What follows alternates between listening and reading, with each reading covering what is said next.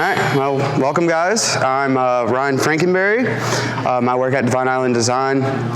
I'm primarily the resin caster there. Most of y'all probably know who my dad is, Braxton Frankenbery.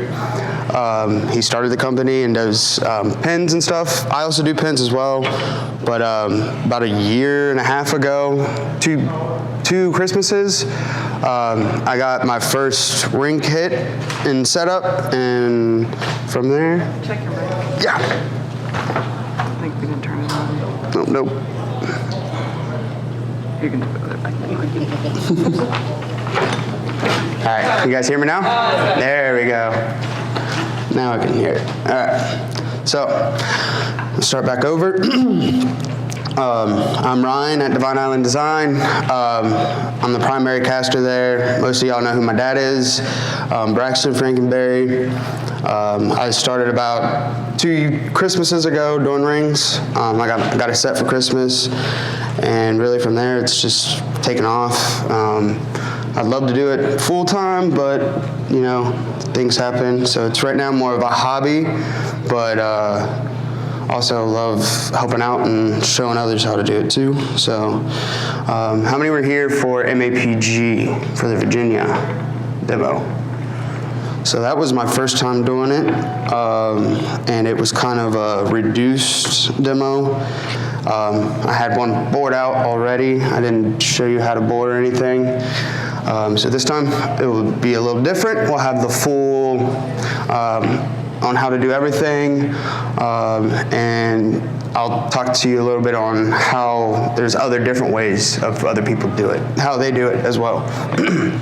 So first off, who here has not turned a ring or, okay? So it's very similar to pin turning. It's just you're working on a smaller scale.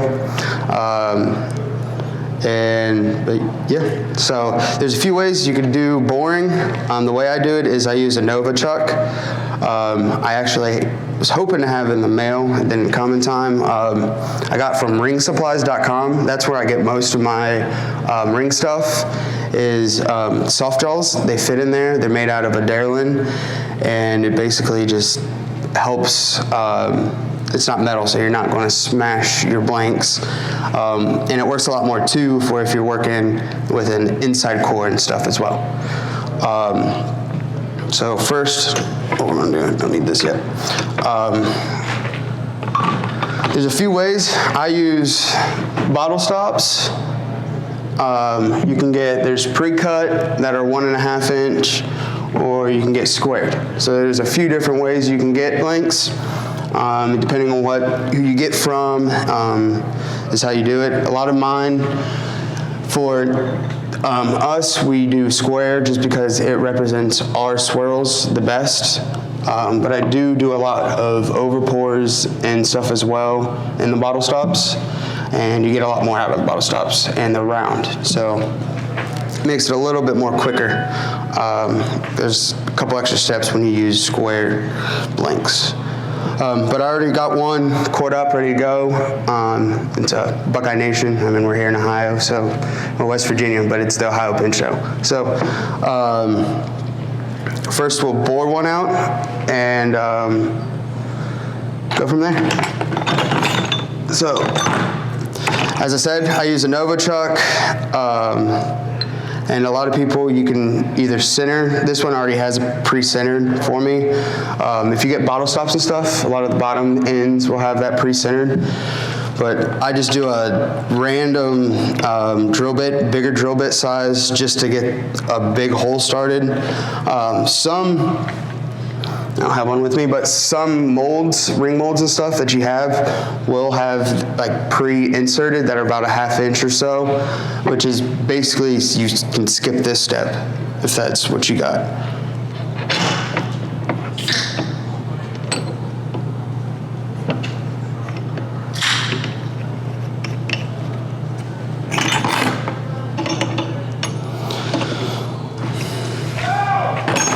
So first,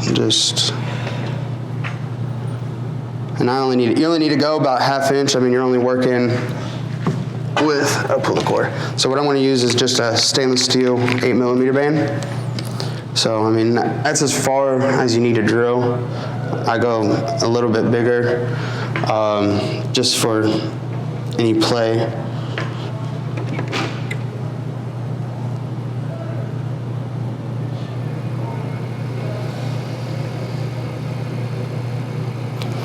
When I drill about 600 RPMs, 600, depending on what my lathe will allow me, or what lathe you're using.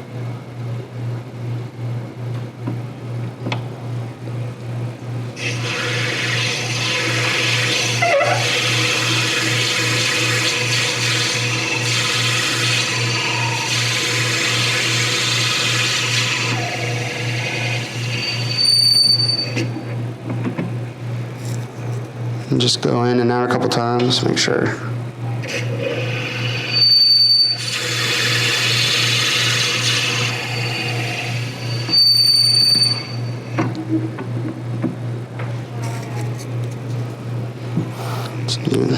I also bring it up just to give you an idea of how deep you want.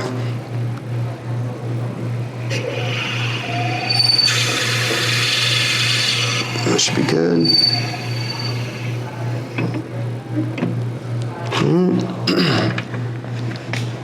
So, and then from there, you're ready to start boring. Now there's a few ways to do it. You get ring supplies. I use this. What I normally use is I use a metal lathe. It's a lot more precise. But for this purpose, we'll use a wood lathe, and I got a boring bar, ringsupplies.com. Turner's Warehouse carries them. They range from 100 to 200. This one was 150. And they come with different sizes, inserts depending on what you're trying to bore out.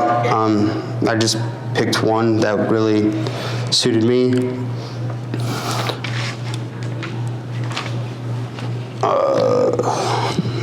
What I do, there's other methods too, is what I used to do before I got this, before I got the metal lathe, is a flat skew. And you can, I'll show you just a quick, if you don't want all these to pay for all these, is I just bring it up and I rotate 90 degrees. You have to be more precise with it. You got to trust your hand, and then you just come into it and just dig in, and you just keep going as you would a boring bar. So that's how I first started out.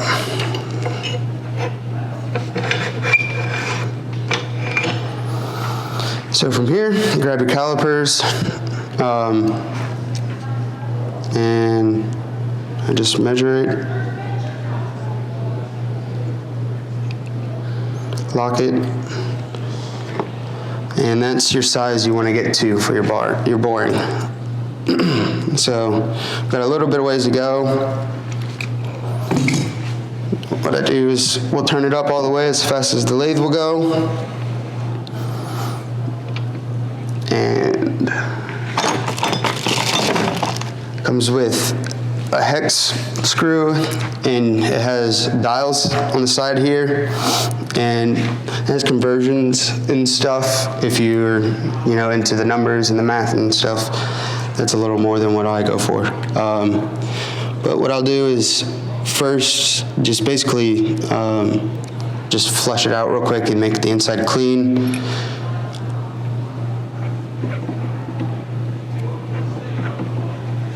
These things sometimes can spin in there.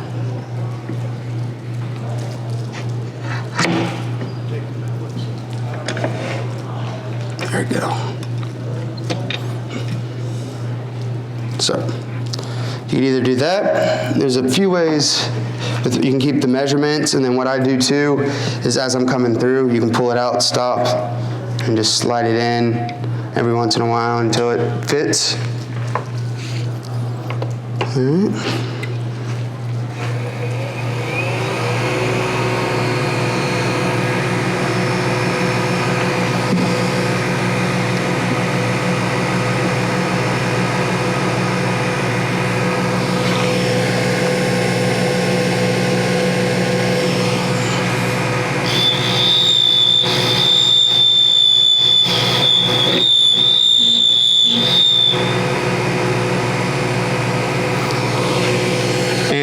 dial on the side, it goes 1 to, looks like 50.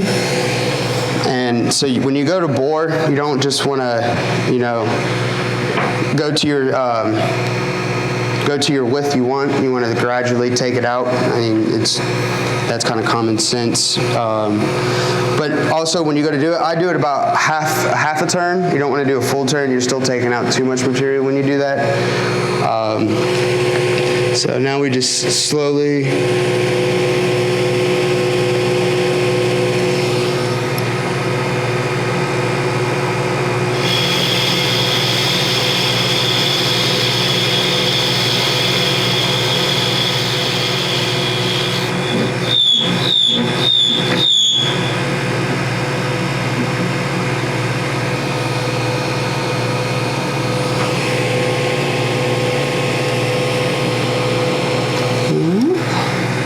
And then at this point, we just keep going until we get to our desired size for the core.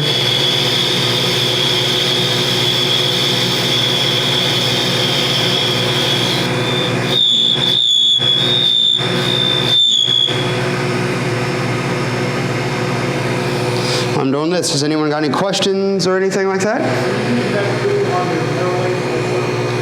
Not this one, but I have a boring bar that is made for my metal lathe. That's the same exact thing.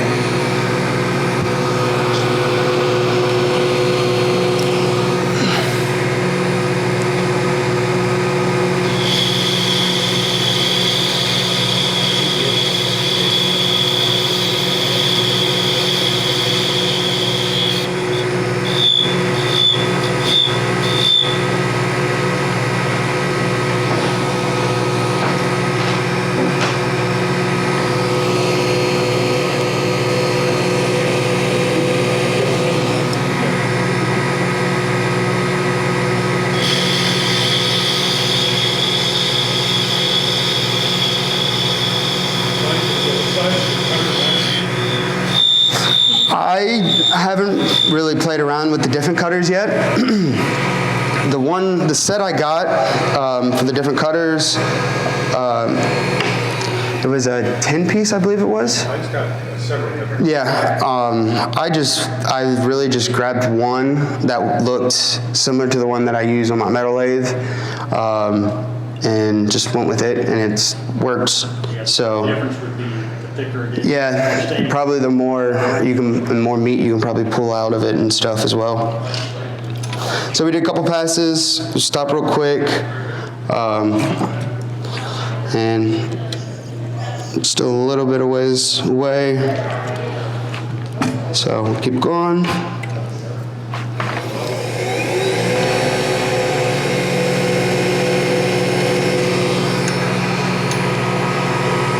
And also when I do this, hold it as if I was drilling as well. You know, because if not, it will grab, and then you're calling a bad day.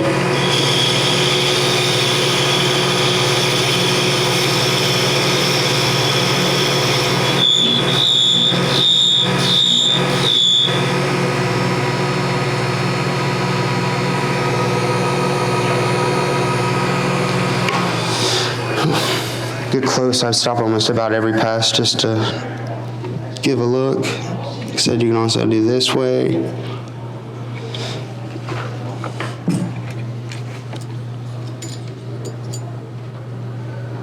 Probably a couple more passes and we'll get there.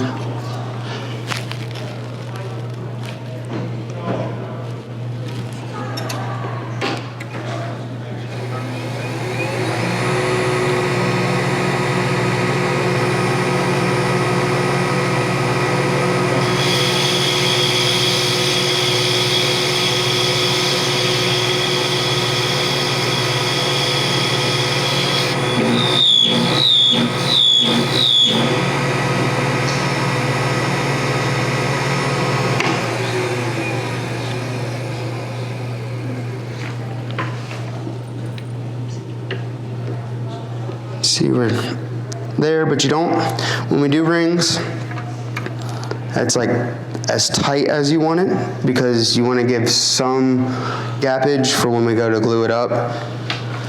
So at this point, this is where it gets a little finicky. and you gotta just trust your judgment. It's like really tight, there's no movement in the calipers at all. So this is where using the dial comes in handy.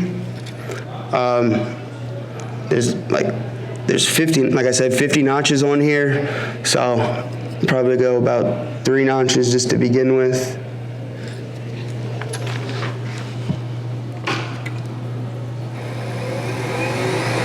Because each pass-through we were drawing at the beginning is about 25 notches, so we don't want to take that much.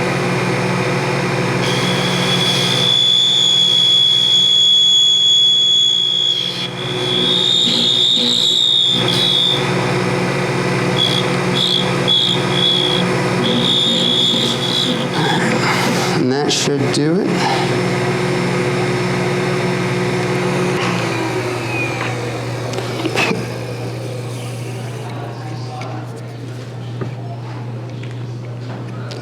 So there's a little wiggle, and that's what you want.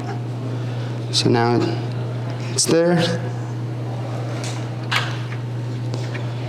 So now we got our boring for our core.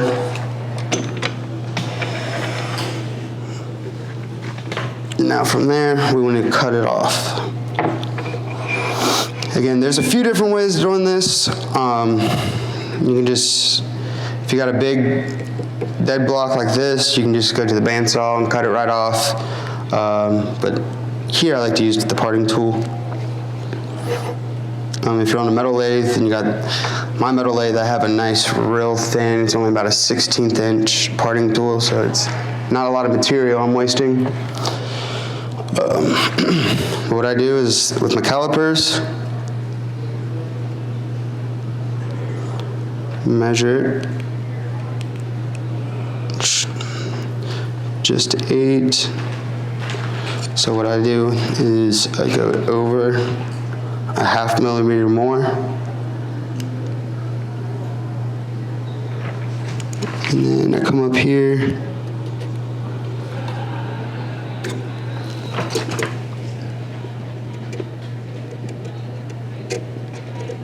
Put a nice scratch on it.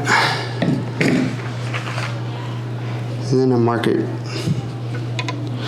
Now, I will give a heads up because I always forget. This part is a little more difficult if you're using square blanks. I recommend rounding your square blanks before doing this part because I have not done that and tried to do it and catch and it goes flying. So, that is not a fun time. Let's see if I can find my mark. The recommendation is set your tailstop to where you never have to move it. Extend your quill far enough when you're using that boring bar, because every time you move that tailstop, especially when you're down to the end, you'll be off a little bit. Yeah. Make sure it doesn't move. All right, so we got a nice scribe.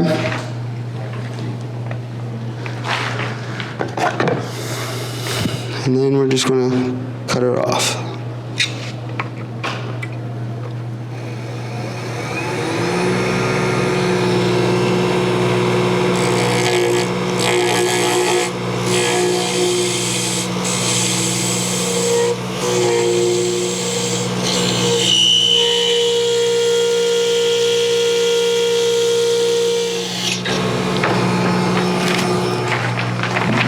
And it will go flying. Put a little valve in your tailstop, you know, inside there. Yeah. I don't like looking for pieces. And we got our core. So, Epoxy that in. yep. So from there, we glue it up. Depending on where you get your cores from, some might have glue grooves. Ours, from us, we don't do it. From Ring Supplies, I'm pretty sure they do most of their flat cores. But if you use stainless, sometimes what a lot of people do, I don't do it because I trust my epoxy and my epoxy's strong enough, but you can take some 80 grit paper and scuff up a little bit. But if you're doing a ceramic or titanium or tungsten or anything like that, good luck. I don't have it in here, but what I use for epoxy, I won't glue it up, it'd take too much time, but I just take a little bit of a 2-ton epoxy, so it's a 30-minute setup time, and it's a 24-hour all days, and I set it for almost 2 days, to be honest, just because, especially if you're in an area, if you know where I'm from the Florida Keys. It's a very humid area, it's a very hot area. Things do take a lot longer time to cure than what the directions do say.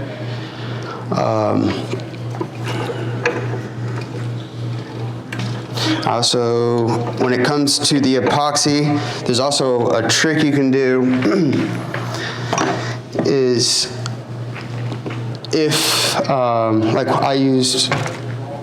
I was to use a white core like I did on this one, to hide your seam a little bit, if you use our pigments or anything like that, just a toothpick dab of our Divine White or any other color you want and swirl it in with that epoxy, it will make it opaque and it won't have a clear look in it to it at all. I have, if y'all come to our spot, a couple example rings where I've done that, and you'll be able to see that. Are you half hour out? Yeah, you can let him know. You can use CA. I don't use CA. I don't recommend CA, but you can use it. That's your discretion. I just have issues being where we're from. Salt water does not like CA. It eats it. It's hand sanitizer, especially with the times we're in right now, hand sanitizer and stuff like that, it will slowly corrode the CA away to where literally the blank will slide off the core. I've had it multiple times. It was the reason why I had to change.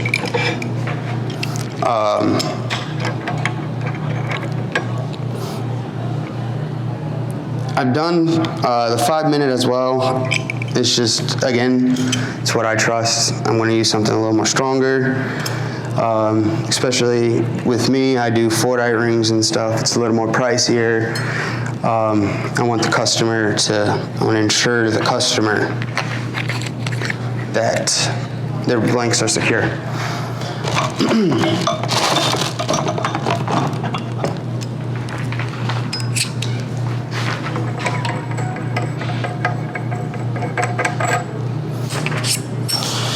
All right. Who here has used a collet system before? Who has one? Don't have one? There's a few out there. Me and Dad have tried, I think, 4 different brands.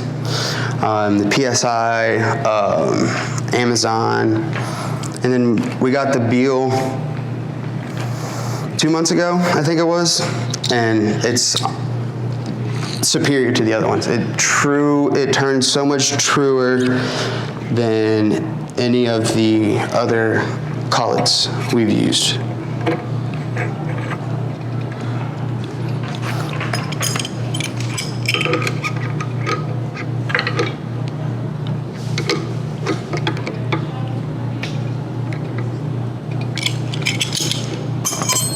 All right, so what I'm using, there's a few ways to do this. What I use is the Uni Mandrel from ringsupplies.com. It's actually now Turner's Warehouse carries it. I believe they're sold out, by the way, though. They sell pretty quick. They're a little on the higher side. I believe they're $125. But there's other couple methods. There's the step methods where you got there's 2 different mandrels with it, and it's like 6 to 9 and then 10 to 13 or something like that. And it's the same thing. You use the collet system, or Craft Supply. They have a bushing system that you can use as well. I personally have never used it, so I can't say anything about it. I have used the other step method, and it's great and all, but the Uni Mandrel, it's not particular to those sizes. You can use it for any size ring. So I can put on a 6 and a 12 at the same time. Well, not at the same time, but on the same mandrel, and not have to, go looking around and switch out and stuff like that. There's a few different inserts. This is stainless, that comes standard. You can get Darlin and you can get aluminum. These help a lot more for when you do CA finishes and stuff, because you'll get, the CA will stick when you're doing your CA finishes on wood and stuff like that, and you'll peel it off. It'll peel it right off the sides if you use the stainless. So the Darlin will help with that. Lost my other, there it is. Hidden. And that's all you do is you just slide it in, and these comb points, they're pressure points, and they just expands out to whatever size the core is. And you got a retainer.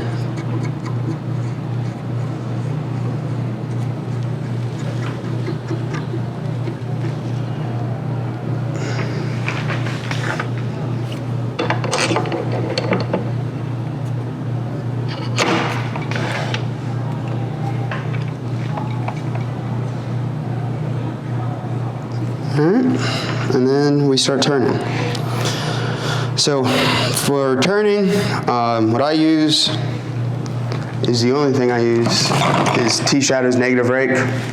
It's literally the only thing I use. I don't use a skew. I don't use any of the other attachments that they have with their tools.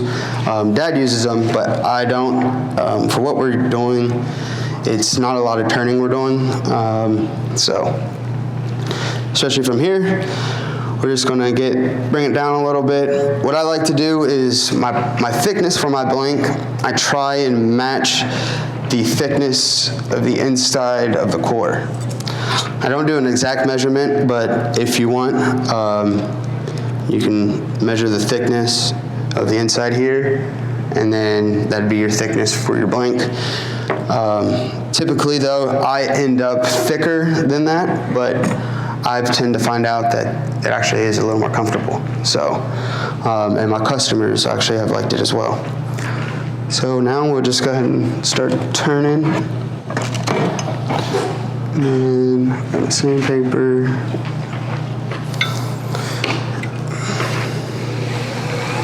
Any questions?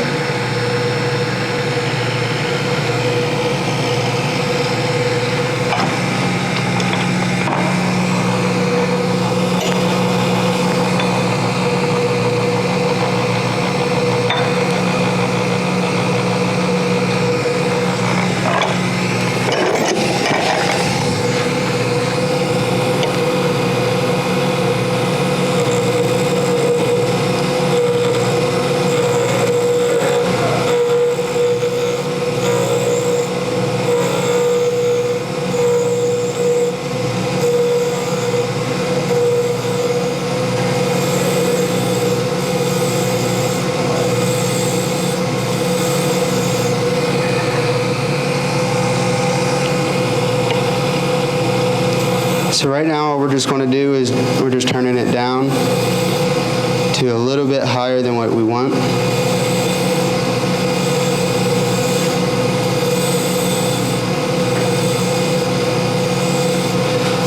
But that's what's nice is with the negative rake, it's big enough with these rings. I mean, you just come with it straight on and basically bring it down to the size you need to. You can see it starts opening up.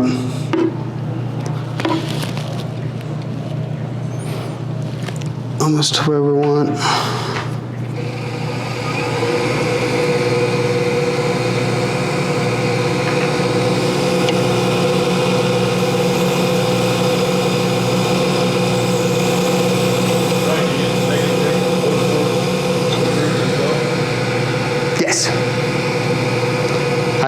I honestly use the negative rake on everything. I use it on resin, wood. It's great for Fordite. If anyone in here turns Fordite, it's honestly great for it.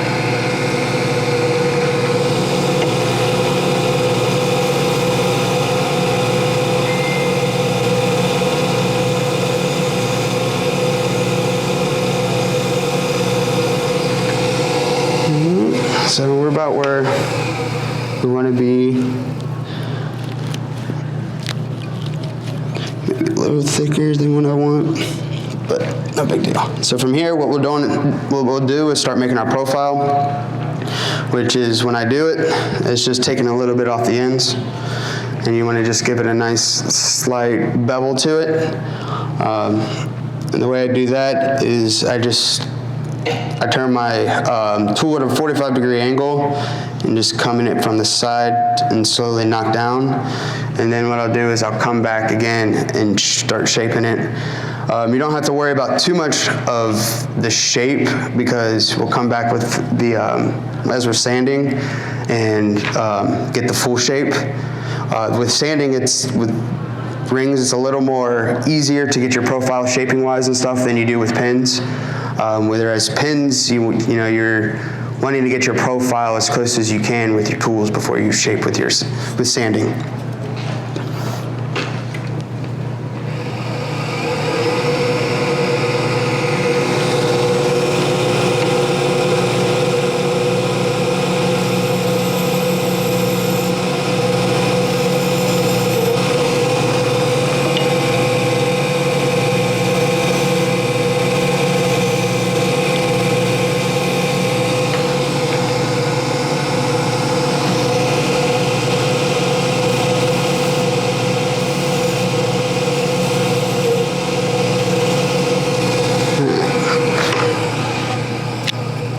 So we got our shape. You can see it's kind of there's some hard edges here. So now what we'll do is we just slowly start bringing a little bit of the material more down, and we'll get rid of some of this hard edges, and that will be it.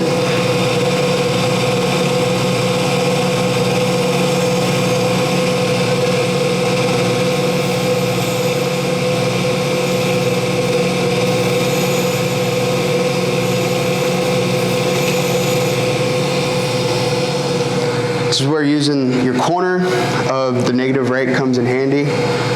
You got to be steady with it, but you get a nice fine finish as you do it. You just got to be aware because it can grab.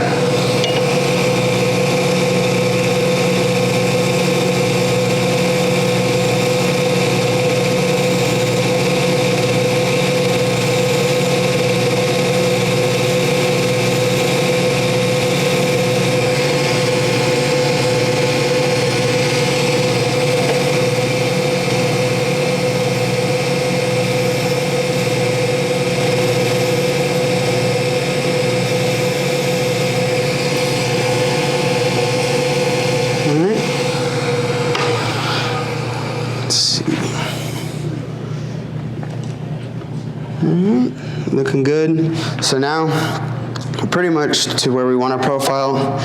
The way it should look is, right now if you look at it, it's like this a little bit, which is okay because that's where the sandpaper will come in and knock that down.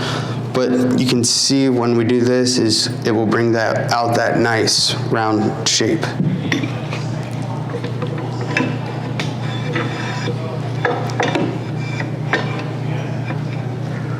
Someone could help me out and get me some water for wet sanding. Perfect.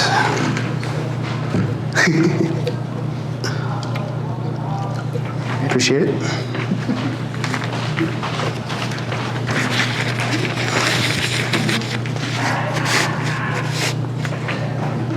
All right. So from here, it's just sanding. When I use sand, I use Abernet.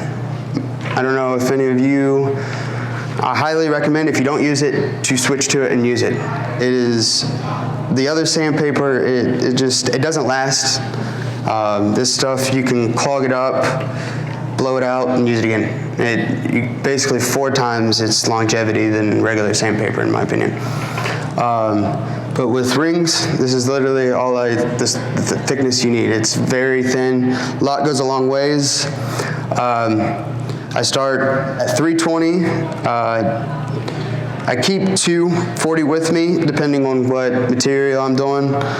If it's wood, I most likely will start at 240, just because it's a little more coarser. I have a little more of a profile I need to get to better. But with resin and Fordite and stuff like that, I normally start at a 320, just because I can get a smoother finish with it with my tools. But basically, we're just going to sand. Shouldn't take but more than 30-45 seconds per. And we're going to turn it down to about 1,000 RPMs.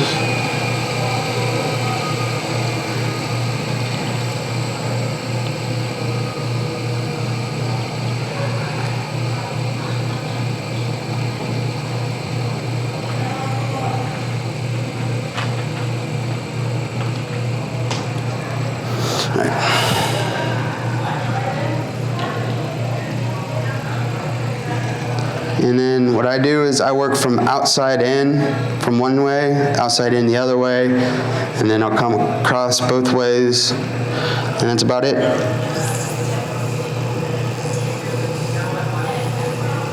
This is too where you would, if you were doing a CA finish, I would take this off the stainless, and I'd put the Darlin ones on just for the CA finish and stuff.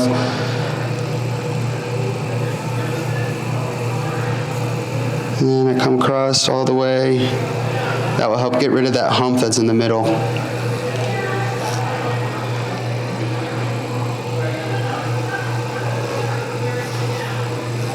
And that's it.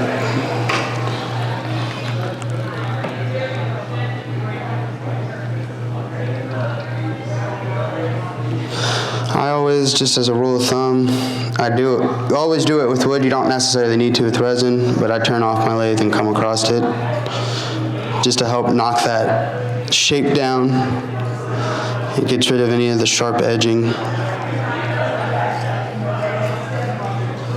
Just one time fully around. You don't need too much pressure. If you do too much pressure, you'll get a lot of sanding marks on it, and those will appear as you're doing your finish and stuff.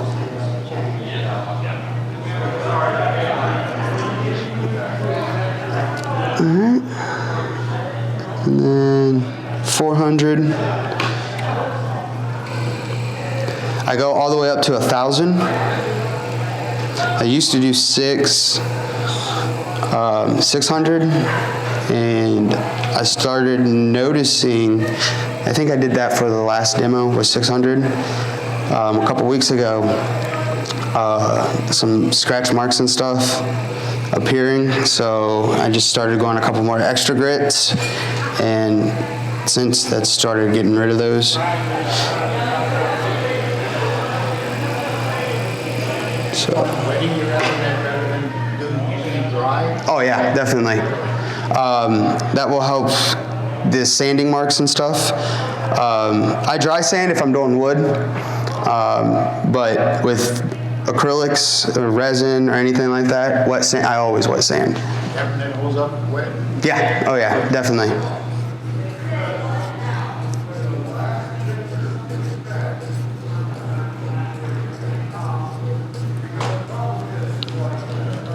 When you're doing this, make sure you just keep a nice fluent motion.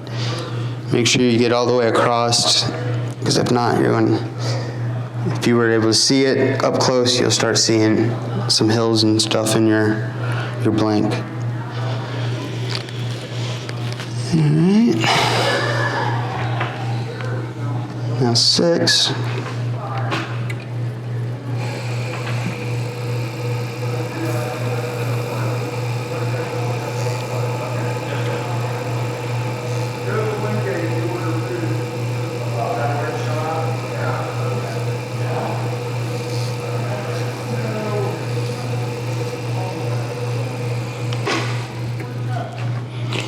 from here, it's basically, you're not taking a lot of material off once you hit 600. It's more of just making it nice and smooth.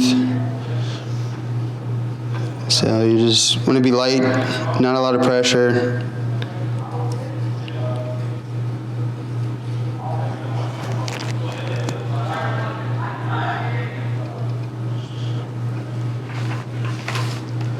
And it's not long, it's 30 seconds maybe. Normally, in between, I keep my air hose with me, next to me at all times. I'm blowing, like every time I turn my lathe off, I'm blowing. So this just helps keep dirt off the surface when you put a new grid on it.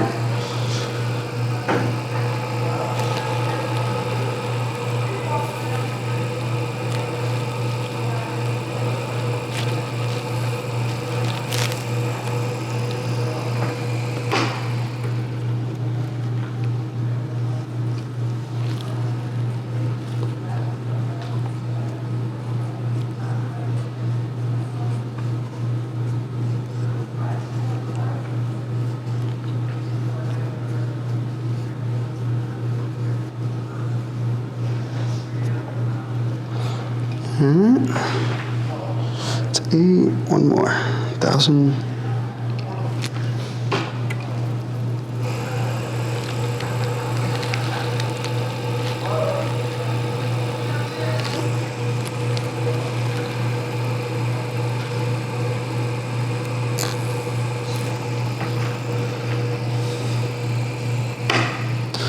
All right, and that is sanding.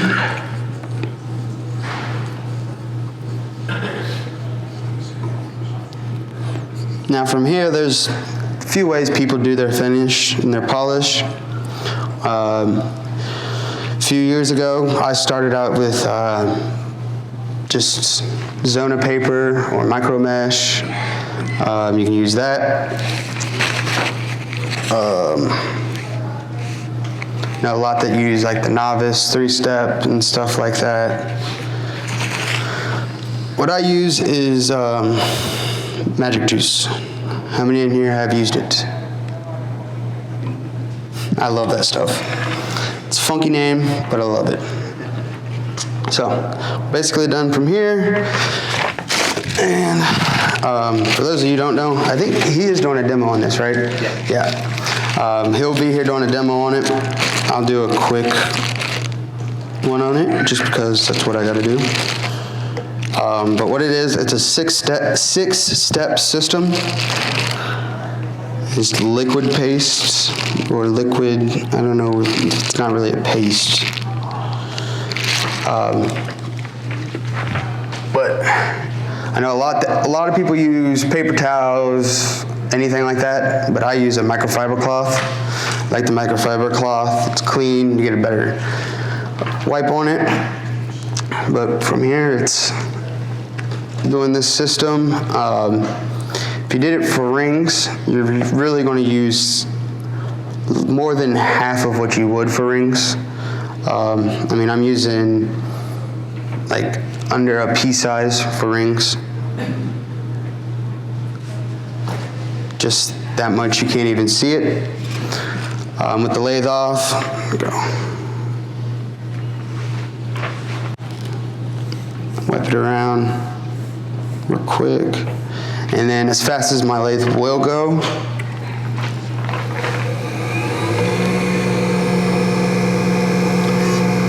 and I just blend it in. Now it's not a friction polish or anything like that. You don't have to put pressure and get it moving or anything. Just lightly touch, lightly pass it as if you are sanding. You'll see streaks going, and as the streaks go away, you're done. I turn it off. I put it on a new spot on the cloth. Wipe off any excess. And then new spot, and I go to the next step. Rinse and repeat. So, all right, that's basically that. While I'm finishing doing this, if there's any questions or anything y'all have. What speed did you turn it at? What did I turn? As fast as my lathe will go. I think No, when you were doing this. actually cutting the blank. Cutting the ring out down to size. Yeah, turning? Yeah, it was as fast as my lathe would go. So I do that anytime I turn. Most of the time, a lathe is about 3,500 RPMs. So.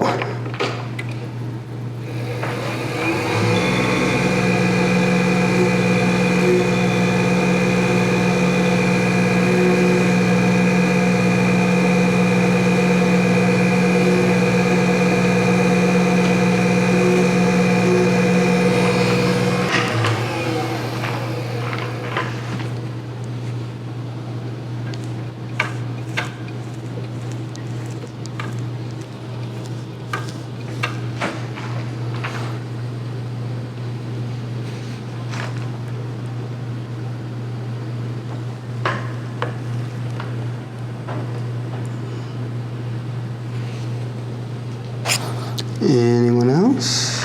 Did I cover everything?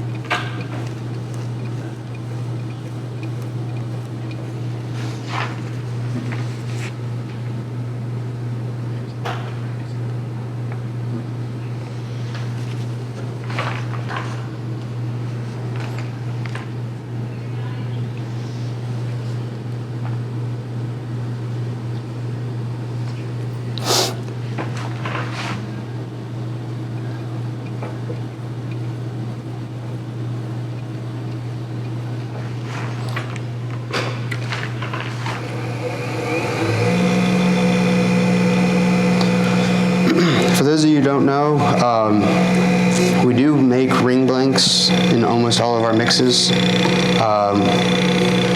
We've done a few, for those of you who do know our mixes, we've done a few of them. For those of you who do know our mixes, we do have over 250 some mixes. So to do all those in ring blanks as well would be a lot. But I always tell people, you know, go on our websites and scroll through our pin blanks, and if there's anything you would love to see as a ring blank, I'm more than happy to do that for you. Oh, I don't know, I'm premature talking here. Got 2 more steps. But yeah,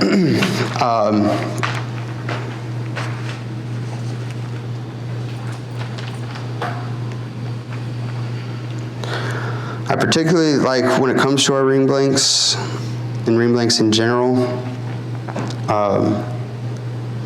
I like getting them round because it's just, for me, it's easier. It's a less step, it's less hassle. But like, as I said, is like for ours to get our swirls, like we do our pin blanks to make them look like that, we have to make them square.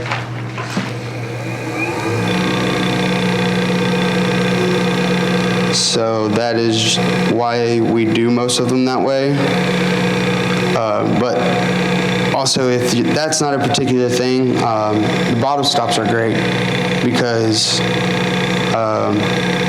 as you can see, I used a bottle stop for these ones. It was the same as this, and I was able to get 3 so far. So that was off this one, this is off that one, and that was off that one, and we still got that much left. So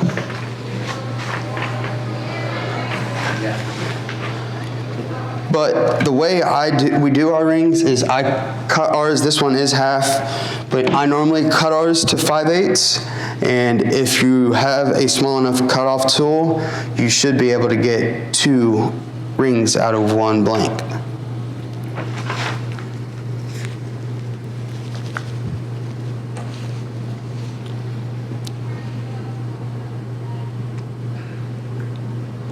All right, and this is the last step.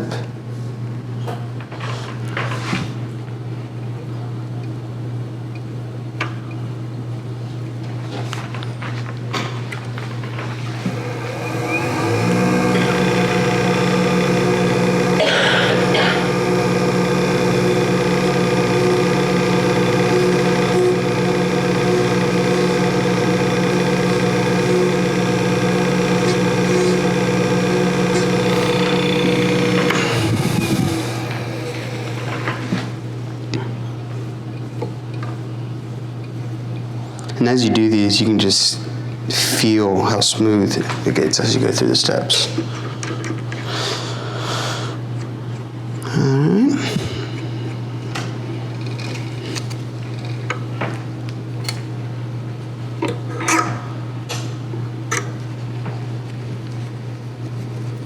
And we got a ring, guys.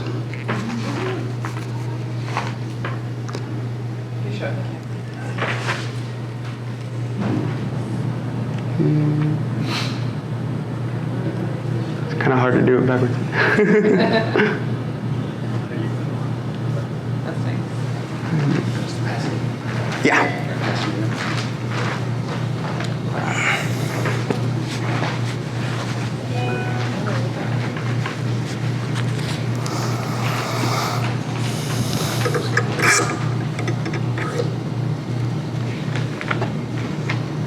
What's the biggest core you can get? If you hit up in an email or Facebook, JDG John Daniel Gunther at ringsupplies.com, he can make you any size you want. I believe we carry up to size 13, but I believe he carries, you can get in stock a 16 on some. But he's very good with, if you need a particular size, he can get it for you.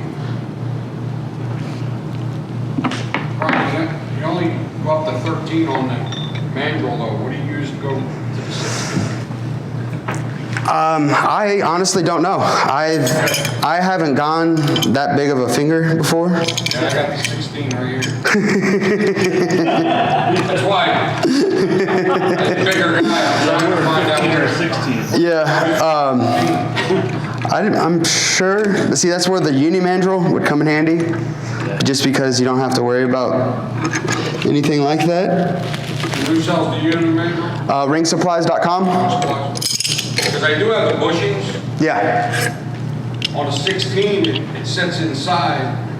and it's I like the way it sits inside. yeah, that makes sense. Because you can't get a good finish Yeah, on the ring. on that inside you ring. Exactly. I'll have to look them up.